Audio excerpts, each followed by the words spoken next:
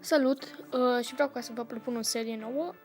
De data asta vom face topul săptămânal, adică în fiecare săptămână va apărea un top cu diferite chestii. De data asta am ales subiectul top 10 știați că, deci haideți să trecem la treabă.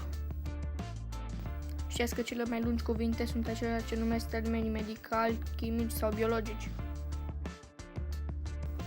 Prima locomotivă din lume avea marea viteză de 8 km/h.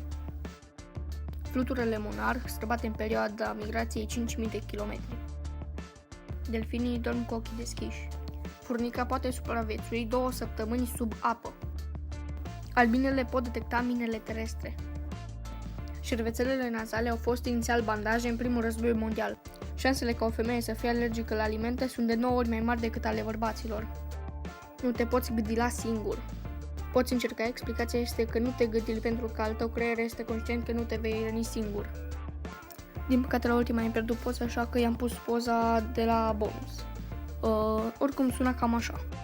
În anul 1961 s-a descoperit scheletul unei broaște testoase uriașe de 2 metri înălțime și 5 metri lungime. Acum haideți să lăsăm taclalele să trecem la bonusul nostru pentru săptămâna aceasta. Știați că păsările nu transpiră, iar țânțarii au dinți? Ei bine, dintr-o căutare am verificat, iar informațiile acestea sunt cât se poate de reale. Ok, mulțumesc pentru vizionare, nu uitați de like, share, eu am fost Ratonul, ne vom vedea săptămâna viitoare cu un nou top. Salut!